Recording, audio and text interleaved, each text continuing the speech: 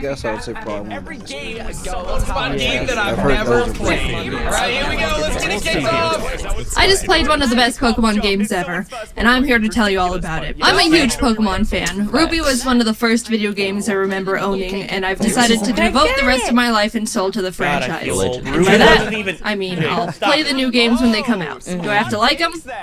No. Frankly, I think the past few recent ones have been kinda garbage. But that won't stop me from getting my hopes up thinking the next game will be different, even though deep down, we all know it won't be. But Pokemon does have a few side games you might have heard of, like Pokemon Mystery Dungeon, or Pokemon Stadium, or that weird geometric one. But there's one franchise that I feel like doesn't get talked about nearly as much as it deserves, and that's Pokemon Ranger. I had the original Pokemon Ranger game as a kid, and I remember two things about it.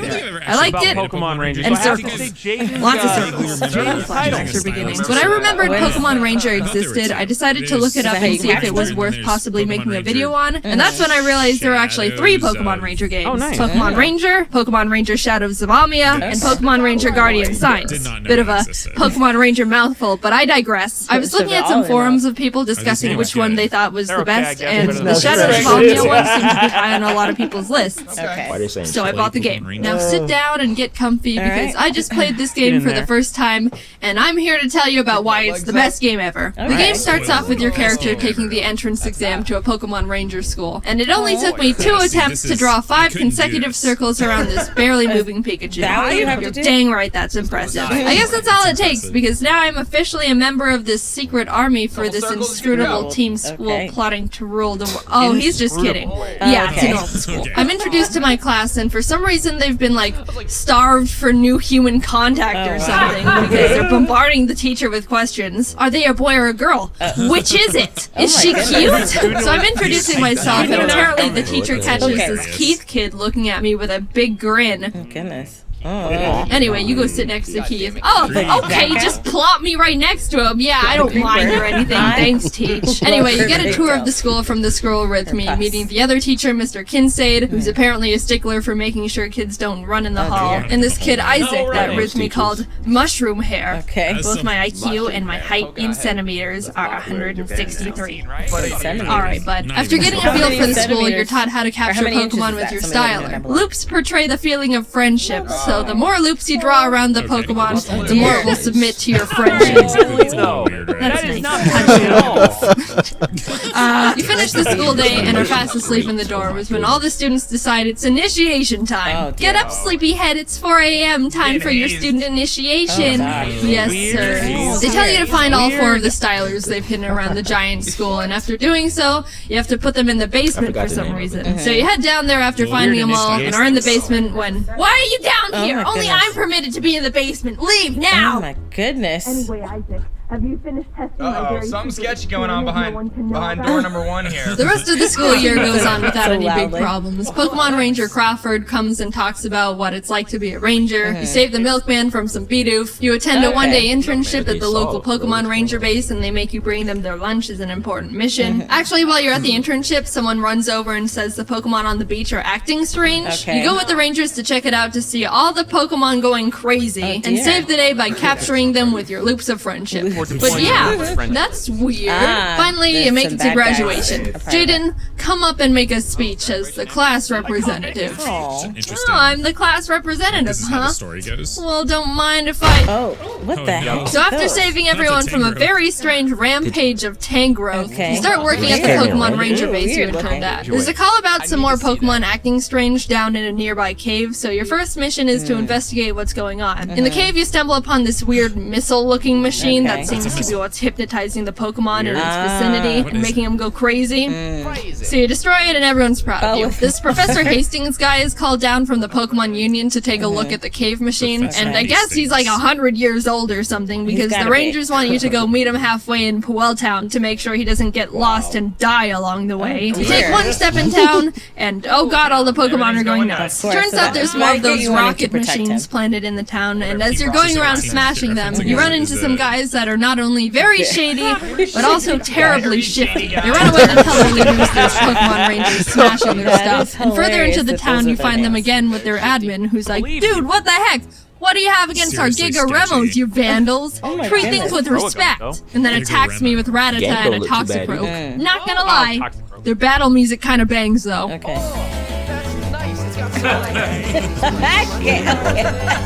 I love that she animated the dance. Turns out they're part of this gang called Team Dim Sun, and after capturing their Pokemon with friendship loops, they decide to retreat. We're able to find Professor Hastings and bring him back to the base to analyze what we now know are Giga Remo machines. He finds a tiny black crystal in the center that seems to be the thing that allows Team Dim Sun to control the Pokemon. The base considers this a problem, which is reasonable. And now the Pokemon Union starts getting involved, which is like the big head honcho of Pokemon Ranger bases where all the Ranger prodigies are. The story continues as the Union tries to uncover more about what Dim Sun is up to, and you keep interrupting their plans. You catch them trying to drill a tunnel in the side of a mountain. You catch them having a secret base and cargo ship in the middle of a volcano, which Mr. Kincaid is found to be part of Dim Sun. Big surprise, didn't see that one coming. You haven't been running in the ship's hallways, have you? You catch them mining hundreds of dark crystal shards in an abandoned mine. That one was a bit of a problem because apparently there was the mother of all shadow crystals there, powerful enough to power this incredible machine they're in the middle of developing that they plan on using to control all the Pokemon within a 500-mile radius they got their grubby hands on and helicoptered away to their headquarters. Probably should tell someone about that. But the good thing is we ended up finding the diary of the Dim Sun president's father, who writes about how if we gather these 3 gems called the Tears of Princes, the gems will be able to combine their power and negate the power of the Shadow Crystal. Alright, let's go do that. The first gem is told to be in this giant ice castle called Alima Castle. And on the way there, you run into Dim Sun grunts trying to stop you. They're not hard to deal with, and they start getting a bit frustrated. What's the combat in this game like? So bad. Okay. I want to pay you with a snowball. Pause. You make it to the castle after swimming through a bunch of ocean boulders and whirlpools that totally didn't slow me down at all, and end up at the castle where Dim Sun is already running around in trying to get the gem first. These guys are blocked from going any further because this giant chunk of ice is in front of the door, and the grunts are like, man, that's a big hunk of ice. If we made snow cones out of it, we'd be able to feed like 403 people, and then they see me standing there. Hey, that outfit! Specific number. What are they called again? Pokemon Ranger? How do they not know You what came the for a Rangers snow cone? are? You deal with that whole situation and end up in the room just before where the gem is being kept, where you're introduced to one of the members of Team Dim Sun's Sinus trio.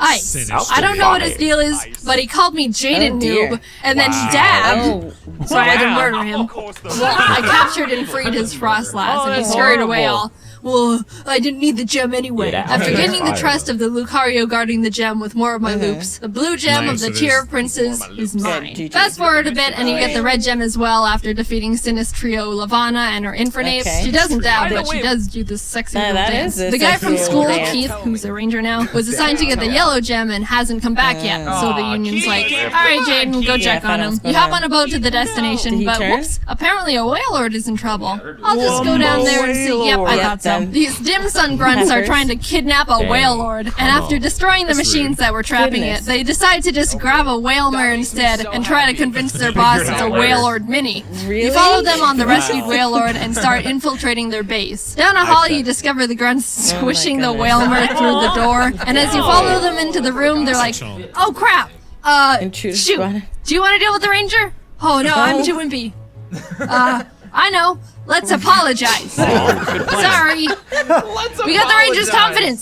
Charge! And then drop a truckload of Slackoth on me. After capturing all their Slackoth, they're like, oh no! And then all of them just grab me and shove me out of the room and lock it. Which honestly is more effective than like 99% of all video game villains. So you keep running through the base and end up actually finding mushroom-haired Isaac from Ranger School. He's been manipulated into building Dim Sun's incredible machine, and we agree to take him back to the Union after we finish up our business in the secret hideout. We finally encounter Mr. Kincaid, who's manning the Whalelord operation. He's being all maniacal, but we successfully capture his Glysker, save Whalmer, and bring Isaac safely back to the Union, where he gives us access to the incredible machine blueprints. Skipping ahead in the story a bit, we end up not being able to get the yellow gem because Heath, the last of the Sidus trio, kidnapped Keith, and we exchanged him for the yellow gem. I kept trying to say no, but I guess it's good we saved him. The Union makes a plan to have their top rangers go and fly to Dim Sun's headquarters and face them head on.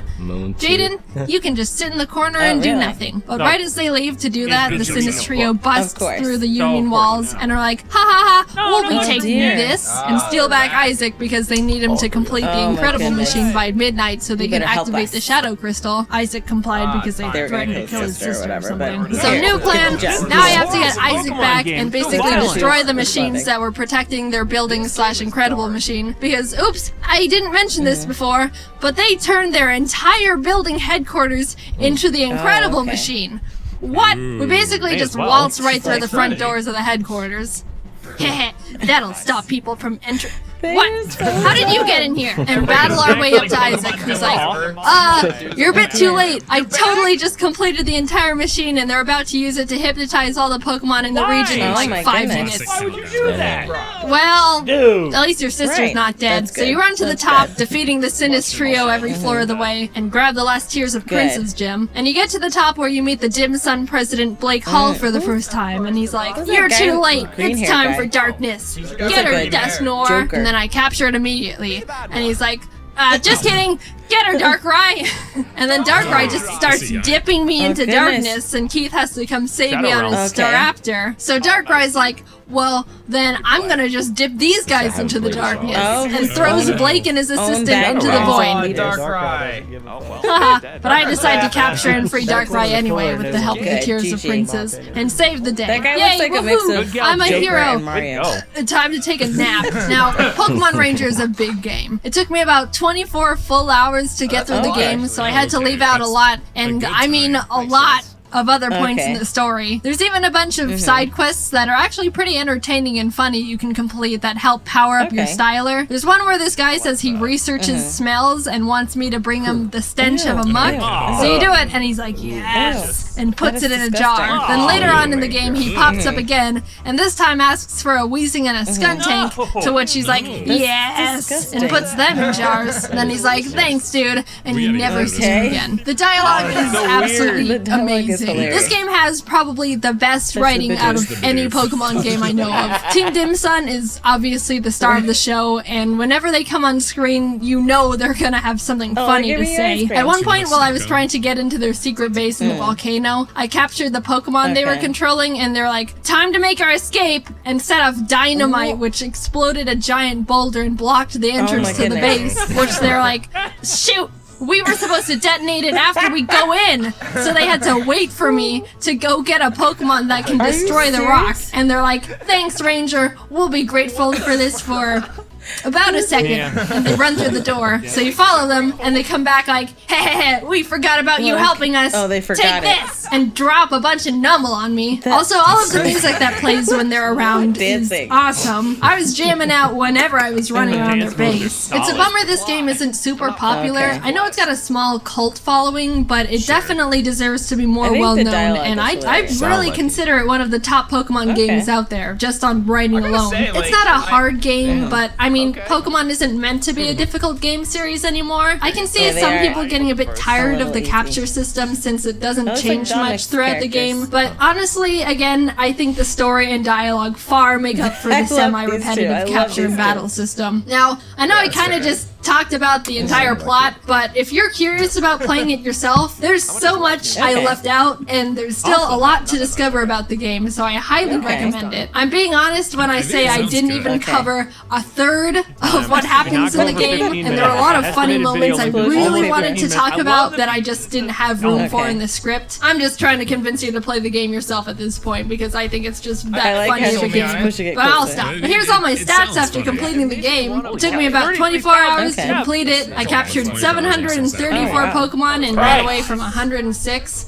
I think that's a pretty good ratio. And look, I drew a total of 9,077 loops. With that amount of practice, I bet I'm a master at drawing circles now. So many loops, brother. That was an incredible Try to do this first. Hold on, let me I saw it. I never played before. It gave me a lot of different lights that I never thought I'd see. I hope you guys enjoyed me and my thoughts reacting to this video. I've been enjoying doing videos a lot.